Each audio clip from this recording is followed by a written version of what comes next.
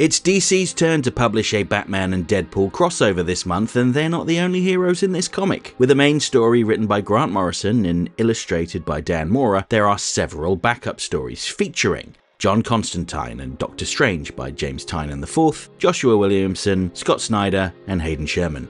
Wolverine and Nightwing by Tom Taylor and Bruno Redondo. Harley Quinn and the Hulk by Mariko Tamaki and Amanda Connor. And Static and Miss Marvel by G. Willow Wilson and Dennis Cohen. So there's pretty much something for everyone here. While these stories likely aren't going to have a huge impact on either universe, what we get is a reference-loaded metafictional story about the nature of stories. A horror tale that is resolved by two middle-aged guys talking in a house in New York, two legacy heroes comparing notes about their fathers, a celebration of hot dogs, and two young heroes saving a city. It's not profound, but ultimately that doesn't matter. It's just fun. The comic kicks off with the main event, the second crossover between Batman and Deadpool. It begins, as many adventures do, with a kiss. But this is no normal coupling, it's the physical embodiment of the Marvel and DC universes meeting in a cosmic bar and getting it on. And that's how the worlds of Batman and Deadpool are brought together, in a suitably meta-reference-filled mystery. Batman ventures to Greece in search of a powerful artefact that can twist reality. He got a tip on where to find it from a grief-stricken sportsmaster, whose wife was killed in the crossfire when dangerous men tried to wring a crucial secret out of him. He's too upset to feel fear at the sight of Batman and willingly gives up the information because without his wife, life isn't worth living anymore, which is a feeling Batman relates to. The item that everyone is after is the quantum keyboard, which has the ability to rewrite reality. It was first introduced decades ago in the pages of Grant Morrison's Animal Man, used by a mysterious character named Grant Morrison the writer, a meta-reference to Morrison themselves.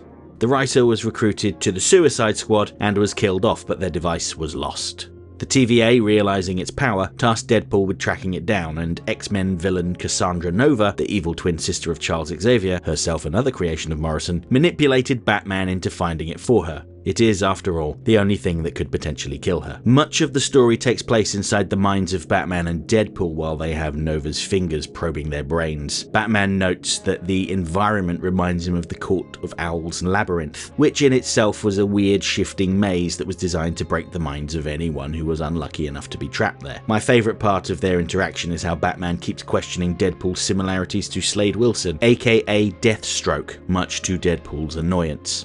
Nobody tell Rob Liefeld. Deadpool, meanwhile, describes the environment they're in as like an elaborate escape room, but Batman feels like it's all a hallucination. He's so confident in his belief that when the pair are attacked by an army of cartoon ninjas, he lets them kill him. And that's when Cassandra Nova reveals herself. Inside their mind prison, Deadpool drags Batman's body to a conveniently placed Lazarus pit, the source of Batman for Ra's al Ghul's immortality, and he throws him in to bring him back to life. Usually the pit's waters temporarily drive a person mad, but in this case something surprising happens. While Batman was dunked in the waters, it's the amalgam character Darkclaw that emerges, which is a delightful callback to the original Marvel vs. DC crossover from the 90s. In that case, the two universes merged together, creating new hybrid characters. Darkclaw, as you could probably guess, was the merging of Batman and Wolverine. I did laugh at how he assumes Deadpool was Deathstroke, but he also reveals Batman's contingency plans, because he always has at least one. His son, Damian, another creation of Morrison's. While Damian keeps Nova busy by bashing her about the head and yelling, Batman and Deadpool break free and try to track down the quantum keyboard. However, they're shocked to see that someone else already has it and has been putting it to good use. It's Grant Morrison themselves, not the writer returned from the grave, although I suppose they both are technically Morrison. Your tolerance for the meta-references will vary, but I enjoyed how Morrison tells Batman and Deadpool that the quantum keyboard will only work for him, and he will never write canon stories again. Hints to Morrison's real-life frustrations with working on in-continuity comics, perhaps. When Nova tries to take control of them, they laugh it off and reveal the ultimate secret. She was their creation, made on a machine very much like the quantum typewriter, and Nova wilts at the thought that she is following someone else's script, that she has no agency, that she was always planned to be this way. And as a coup de grace, Morrison introduces a brand new amalgam character, Deadbat, a cross between Batman and Deadpool, and he subsequently lops off Nova's head. Don't worry though, she's fine. And with that, the copulation between the two universes comes to an end, literally, and the three must part. Deadpool heads back to the TVA with Cassandra Nova's head in a jar. Morrison says that they have to return to the real world, and Batman asks a final favour before Morrison's departure. He asks that Morrison write Sportsmaster's wife back into existence, which is a very upbeat moment to end on. So yes, it's not an earth-shatteringly important story that'll define the characters for the ages, but it doesn't need to be. The fact that Batman and Deadpool are crossing over with their adventure mostly taking place in their minds, much like how all stories start off in the writer's mind, is not a flaw, it's the joke. The whole thing revels in metafiction, letting Batman and Deadpool run wild through a story that lives as much in imagination as on the page. It's fun, packed with cameos, and never pretends to be anything other than a good time. The next story, featuring John Constantine and Doctor Strange, is tonally quite different though. They too have been brought together by the dalliance between the embodiments of each universe, but they're witnessing some catastrophic confrontations. The demon Neron battles against Mephisto for control of Hell, while the Ghost Rider clashes with Swamp Thing.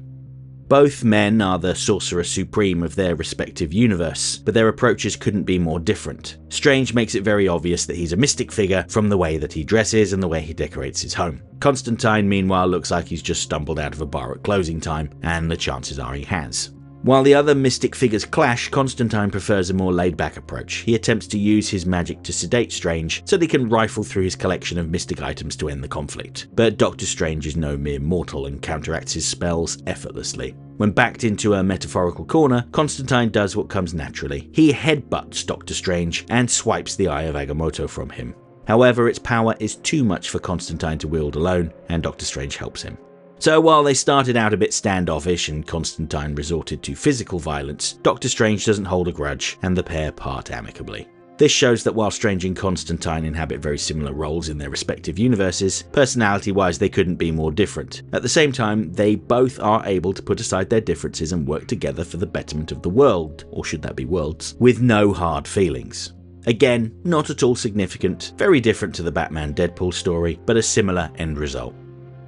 The third story matches Wolverine Laura Kinney with Nightwing Dick Grayson as they search the sewers for Laura's missing sister Gabby. Something grabbed her and dragged her into these tunnels, and the pair will stop at nothing to rescue her. While exploring the depths beneath the city, the two compare notes on their upbringing. They're both the children of dominant figures, to say the least. They both lived in mansions but know something of loss. They both also celebrate their found families. The best line in the story comes when Wolverine asks Nightwing what he does, as in what are his special abilities, and he responds, "What I can." It's then that she realises that he isn't a mutant or a metahuman, he's just a normal person. Well, he's not exactly normal, but you know what I mean. The mystery of the abduction is rapidly solved. Killer Croc had tried to steal Gabby's pet Wolverine, presumably to eat him, and Gabby wouldn't let go.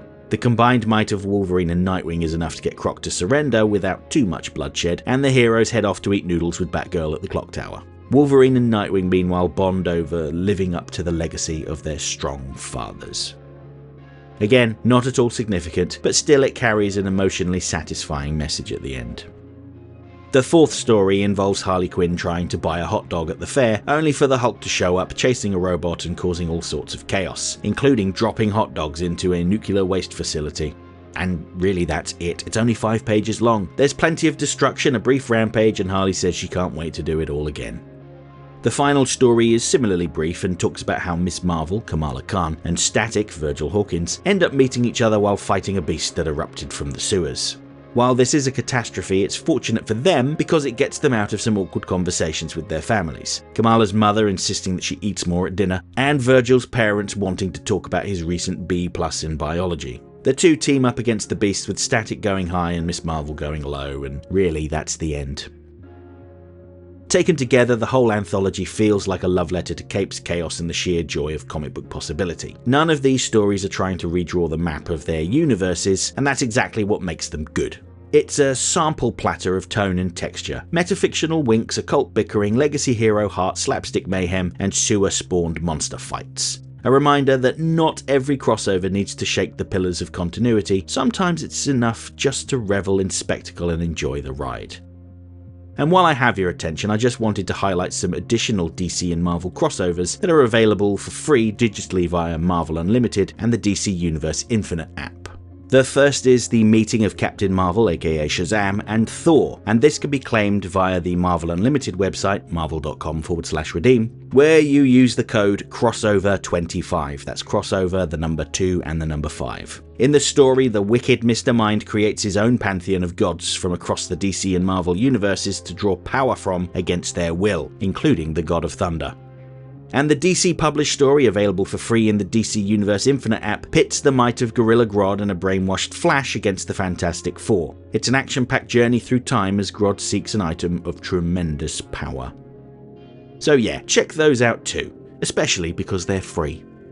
Batman Deadpool 1 is available exclusively in comic shops, and as far as I know, there isn't going to be a digital release. For those of you who have been keeping up with my comic book storage woes, I did not do myself any favours with this book and its 20-odd variant covers. Yes, I bought them all because I couldn't decide which one to get. Yeah, I know, I'm part of the problem.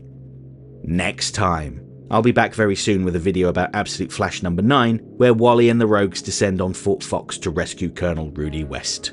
Hope to see you then.